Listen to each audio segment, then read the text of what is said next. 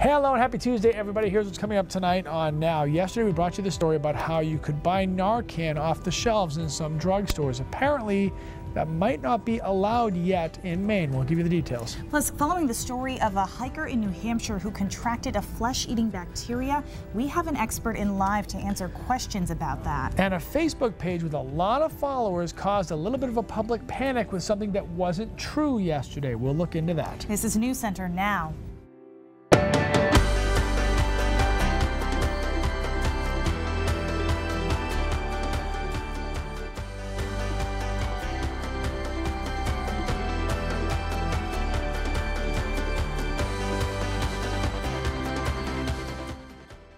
We always knew she knew a lot of people, but we didn't know how she touched them until they started telling us how she touched them.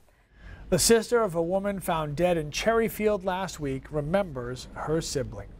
Hello, everybody. I'm Lee Goldberg. And I'm Amanda Hill. The family of a woman found dead in Cherryfield last week is waiting for answers as police investigate what they are calling a homicide. State police haven't released many details about Sally Shaw's death, but Shaw's sister says there are 12 detectives that are working on the case. Chris Costa spoke with Susan Shaw, and Chris, she says not having any answers certainly makes it pretty hard right now. Yeah, absolutely. And she's asking anybody with information to go and speak with the police right away. State police are still investigating what happened, and now the Shaws are waiting and remembering their sister Sally. He told me that they had found somebody on the side of the road. Susan Shaw remembers the phone call from state police. And I kind of felt it in my heart that it was her. Her sister, Sally Shaw, found dead on Route 193 in Cherryfield last Wednesday. She had nobody. She was all by herself, found on the side of the road. It was way worse to think that she would be all by herself there. And I'm sorry I haven't talked about it much with anybody but the family. A family that has lost 5 relatives in 3 weeks. It's just been terrible, one right after another. Cousins, uncles, sister. Her memories of her sister Sally, a grandmother. She was such a good person and loved. And I can't imagine why this would happen. We're the only 2 girls, so we used to call each other only sister all the time. And we always, before we ended the phone call, love you to the moon and back. You know, I don't want to cry. I haven't talked about her. I've been doing other things, so sorry. There are still many questions that police cannot answer, making it more difficult for her family. Think about what may have happened, to think about how long was she there, to think about, you know, was she scared, you know, was anybody even there to even help her, or was she all by herself? We don't know any of these questions to be answered. So she focuses on what she does know. She was a sassy bucket, and she would tell you so, right to your face, anything that she wanted to tell you. I used to tell her all the time, Sally, you're fearless. You've got to have a little fear to show you boundaries, and sometimes she would put herself in harm's way, you know, and this may not be any different than anything else she's ever done, you know.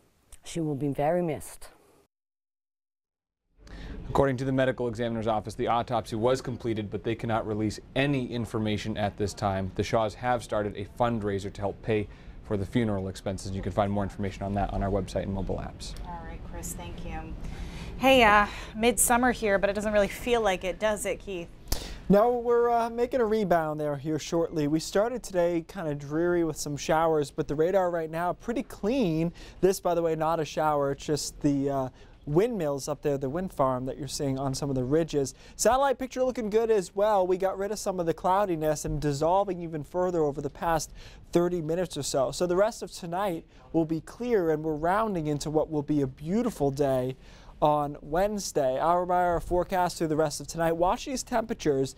They will drop pretty rapidly, such that most of us will get into the 50s, and we will see some 40s over northern Maine, Millinocket, Caribou, Greenville. I think Berlin, New Hampshire probably ending up in the 40s as well by tomorrow morning. Obviously a little bit warmer with the ocean influence, staying in the mid 50s along the coastline. But through the day tomorrow, it is beautiful through the entire day.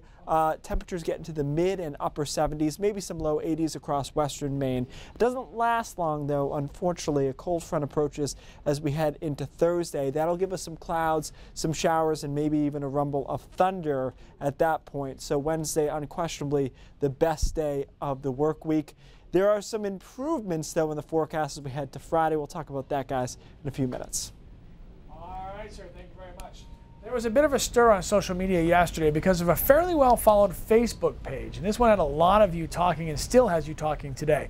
Maine Police and Fire Alerts. It's described as a page that is, quote, dedicated to bringing you news and information from around Maine regarding emergency situations and other newsworthy events. Now, in the past, the administrator of this page has been accused of posting false information. Yesterday was one of those times. When the Walmart in Scarborough was evacuated on Monday afternoon, news outlets were scrambling to find out the reason why. The Maine Police and Fire Alerts page claimed that a suspect threatened to shoot his family and then threatened to shoot law enforcement officers. The Scarborough Police Department was flooded with inquiries and posted a response saying that those claims were flat out not true. The Maine Police and Fire Alert administrator appears to have deleted that response from police. Now, this page has almost 30,000 followers. That Walmart post was shared almost 200 times and caused a small public panic, and that's a problem that all law enforcement has to be concerned about. People see information that isn't true and they respond to that. And sometimes it can set in panic, and sometimes people react by calling us to try to get confirmation that something that they saw is actually happening or not. And obviously it ties up our dispatchers and so forth responding to those inquiries when in fact they're probably busy with the real situation. We reached out to Maine Police and Fire Alerts for a comment, and they never wrote back. But about a month ago, we had requested a comment when the Monmouth Police Department was upset at what they called a fake post, and we did get a response then, which read in part, "This page gets its information from police channels on a regular basis and posts important, not so important, and sometimes crazy feeds. All information posted on this page were obtained via public transmission," end quote. Now, that brings up another potential problem, since a lot of people in the public do own scanners. The reality of it is there's a whole lot of other information that goes through mobile data terminals and different things where some person listening on the scanner doesn't necessarily hear that and always doesn't understand the context of it in light of not having the full story or all the information. So it's a little bit dangerous to listen to the scanner and think that you know exactly what's going on. Yeah, and Chief Moulton from Scarborough was just talking about how just be super careful when you get your information, no matter where it's from. Make sure it's certainly a reputable source, and that's why so many municipalities have their own Facebook and Twitter and things like that to get your information from. Always good information to live by anyway. Yeah. Absolutely. All right, walk into a pharmacy. Walk out with naloxone. That is a drug that can reverse an overdose. We first started the conversation last night about this. Walgreens stores in Maine selling the drug over the counter. Now, shortly after that story aired, the Board of Pharmacy actually reached out to us to say those stores are not supposed to do that because all the rules are not yet in place. News Center's Tennyson Coleman joins us live from Bangor. Tennyson, you actually relatively easily purchased the drug today. That's right. Lee and Amanda, the Board of Pharmacy says as soon as they learned Walgreens stores in Maine were selling Narcan to customers coming in without a prescription on Monday, they asked the company to stop until they work out the rules. But here it is. I went into the store today and easily got the overdose reversing drug. Once inside, the pharmacist asked if I had a prescription. I said no, and then I answered a couple of questions. About 20 minutes and $25 later, I walked out with Narcan. I reached out to Joe Bruno. He's a professor of pharmacy law at UNE and a member of the Board of Pharmacy. He can't speak on behalf of the board, but when I explained how easily I got Narcan today, he says the company may have a workaround the rules. That's because they didn't understand the order. It wasn't done under, just walk in and get Narcan without a prescription. It was done by a standing order. If they have a prescriber that they have a standing order with, they did not do anything wrong. And Bruno says that standing order basically allows anyone to get the drug, even if you come in without a prescription. It's essentially a workaround the rules currently in place, which again says pharmacies can't sell Narcan without a prescription yet.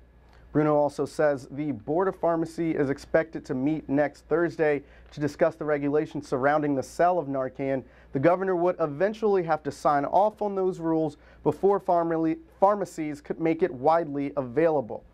Lee and Amanda.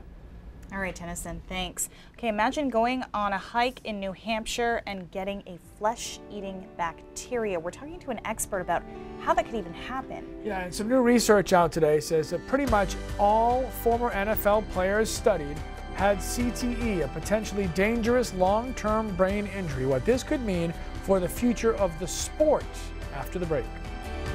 A hiker in New Hampshire is recovering from a flesh-eating bacteria. He spent 2 weeks in a coma back home in Miami, but doctors say he contracted the bacteria through blisters on his feet while hiking in New Hampshire. Doctors were able to stop the bacteria with antibiotics, and he's home now on the mend. But the story, of course, raised a lot of questions for us. So Dr. Megan May joins us. She's an associate professor for the University of New England and an infectious disease specialist. So we'll start with New Hampshire, because we hear something like that and it's kind of scary. Of course, everybody thinks there's something terribly just threatening that's right next door. But the reality is this hiker was infected with an organism called Streptococcus pyogenes. Sometimes you hear it called group A strep. It's actually the organism that causes strep throat. So it's everywhere. It's this organism that you find anywhere you find human beings. So even though this case happened and has a connection to New Hampshire's at no elevated risk relative to anywhere else. It's just that we become alarmed because they're our neighbors, they're right next door. The New Hampshire connection is just that this guy happened to be hiking there, happened to get blisters which became open wounds that then became infected with this organism that he could have picked up anywhere. Okay, so it's not necessarily, was it living in him that created this, or was it that he stepped on something with the blisters? Or it's actually kind of difficult to tell. About 25% of completely healthy humans have this organism living on their skin or in their throat or in their nose. So it is entirely possible that it was already living in him and it happened to get into his wound where it caused this really dramatic presentation, or he could have picked it up from any surface, anything like that. So it really was probably a very benign set of circumstances that led him to become infected, but he just happened to have this very, very dramatic presentation.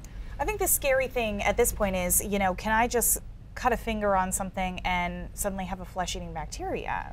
So it actually is, it can be that simple.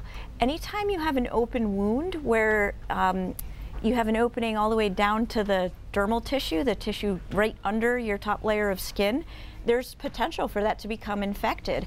And the organisms that typically cause flesh-eating diseases, they are found pretty much all over. And so it's something that we think of as quite rare, but it can happen in some very simple and very ordinary circumstances. Anything you can do to prevent it? Absolutely. So anytime you have an open wound, you want to clean it right away. You want to keep it clean with triple antibiotic ointment, the kind you can just buy at any pharmacy, and you want to keep it covered. Keeping it covered is huge. And you need to keep it covered not only when it's actively bleeding, but until it closes up all the way. Okay. So that's the best prevention you can do. All right, Dr. May, thanks so much for coming in. Anytime. Lee? All right, when we come back, we are taking a look at those new staggering numbers showing a dramatic link between severe brain injuries and football. And we're listening to what you have to say about it, and it's a lot. And then Keith's coming back with his full forecast. Will summer make a forecast? A disturbing new study out today finds evidence of long-term brain damage in 99% of former NFL players that were studied. Tackling and brain injuries, most notably CTE, has been a topic of discussion for years, and families of some former football players donated their brains for research at Boston University. Researchers found 91% of former college players and 99% of NFL athletes tested had evidence of CTE. Most players with severe disease suffered from mood disorders and showed symptoms of dementia before their death. Many even committed suicide. Because these brains were donated by families who had concerns about concussions and CTE, those results are skewed. Yeah, some of the subjects played decades ago, so long before the NFL took some proactive measures to try to minimize the impact of concussions. But this is certainly the largest study of the potential link between CTE and football to date. NFL spokesperson Brian McCarthy did release a statement about the findings today. He says, in part, the medical and scientific communities will benefit from this publication, and the NFL will continue to work with a wide range of experts to improve the health of current and former NFL athletes. As noted by the authors, there are still many unanswered questions relating to the cause, incidence, and prevalence of long-term effects of head trauma, such as CTE. So the most drastic and controversial way to counteract the problem is taking tackling out of football. And you guys had a lot to say about that. Yeah, Jeremiah says nobody makes anybody play. They know what they're getting into, so if you want to talk about limiting play to those older than 16, that's a debate worth having. Collins says take out the helmets and the pads and teach them how to play rugby. Tackle like they do at the Seahawks. Rodney says they would never take tackle out of football. There is just too much money involved, and that's the sad reality. Steven says this is a dumb question, and the person who asked this probably needs a helmet. Okay, well, that last comment might be true, but that's not the point. I don't even know who asked the question. We won't identify her right now while we're on television. It wasn't you, I'm just saying. Well, as you guys pointed out, that a study like that is obviously the numbers are shocking, but you have to think where you're getting to get the brain. The person has to be dead, and typically the family's going to kind of know where they were to begin with to do that. So until we can analyze that on a living person, that would be the best way to actually be able to tell what the percentages of active players. Yep. But there's definitely a danger there, for sure. In other news, gonna be nice. Gonna be nice tomorrow. It's actually nice, pretty nice right now. Almanac is so embarrassing. This is for 6 o'clock show. Anyways, here we go. Here's the satellite. Nice and clear out there. Actually cleared out quicker than the computer models anticipated, which nobody's complaining about, particularly along the coastline where we're mostly sunny, just a few cumulus clouds across the interior. Current temperatures widely varying. You can see where we saw the most sunshine today from Bangor to Millinocket up into Caribou. Temperatures in the upper 70s there. Otherwise, kind of a late surge in Sanford and Portland into the low 70s after we started with some clouds this morning and a few showers as well. Overnight lows tonight are actually going to get a little bit cool, not chilly, of course, but into the 40s here from Berlin. I think Millinocket probably around 49, 50 degrees, and then 48, 47 in Caribou. So there will be some cooler readings, a little bit of a fall-like feel. Tomorrow, though, fantastic. High pressure builds in. Perfect day, sunny from start to finish. Temperatures in the upper 70s to right around 80 degrees, but low humidity, so no problems there. Back to some showers on Thursday. Not a washout, but there will be clouds, showers, and some thunderstorms during the afternoon. And then a big change in the forecast is Friday, which looked originally pretty nasty. Now this front is going to clear through, block this low to our south, and keep it away from us. Close, but keep it away from us, it looks like, for Friday and into Saturday. Hour by hour forecast, again, clear and cool tonight. Beautiful and bright through the day tomorrow. Then here comes the clouds tomorrow night with some showers and thunderstorms on Thursday. Considerable cloudiness through the entire day on Thursday, by the way. And we talked about this yesterday. The European model had this big rainstorm on Friday. Well, it looks like it has caved, very rare, to the GFS, and it's kicking it out to sea. We will warm back up as we head into next week, and that'll be noticeably into the mid-80s.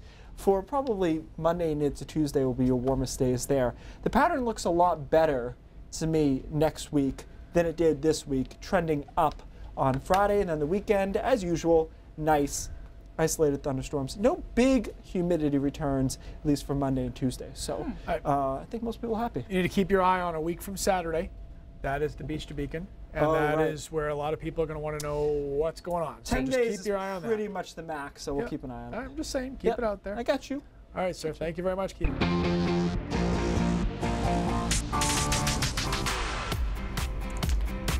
Hey everyone, I'm Katie Ortiz with your Social Stop. Justin Bieber cancels the rest of his Purpose World Tour, but Fans who were initially upset to hear the news are now coming to his defense on social media after a little perspective. In a statement, he says, after careful consideration, he's decided he's not performing any further dates because of unforeseen circumstances, offering full refunds. At first, the Beliebers were upset, but fellow musician John Mayer praised Bieber for the move.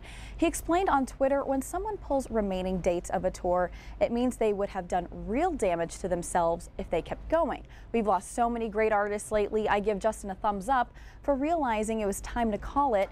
You should too. Now, there's always been a spotlight on the importance of mental health in the entertainment industry, but now especially this comes on the heels of Linkin Park lead singer Chad Bennington's death, who died by suicide last week. Now, with that in mind, the fans are taking John's advice. LaurX91 said John Mayer's tweet made her regret her anger earlier. There will be other Justin Bieber shows. Hope he gets better. Now, Russo also agreeing his health is all that matters. I'd rather give up on seeing him than him giving up on himself. Now, Justin was on tour for the last 18 months, performing 150 shows around the globe. I mean, honestly, I need a break too. 150 Despacitos might mean you need a break. You could never need a break from Despacito. Let's make that very clear for the record. But you know, you say that. yeah.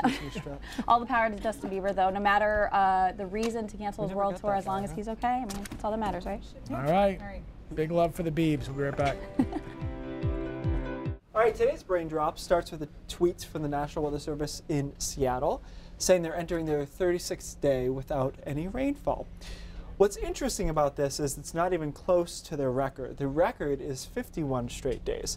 So it got me thinking, this is one of weather's biggest misconceptions, that it always rains in Seattle.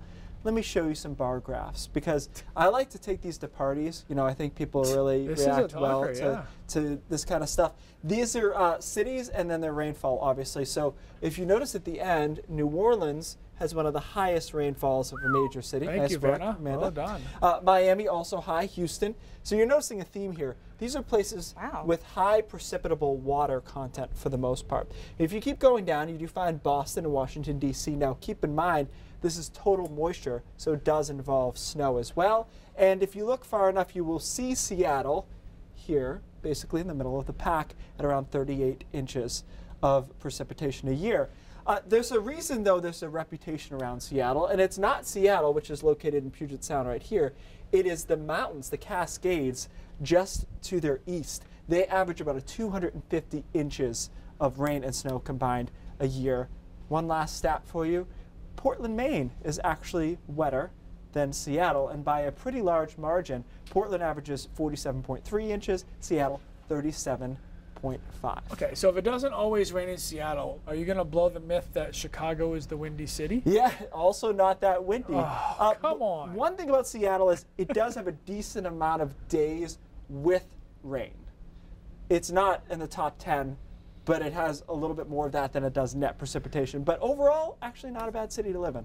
Keith Carson, Mythbuster. Yeah. There it is. All right, News Center at 5:30 starts right now.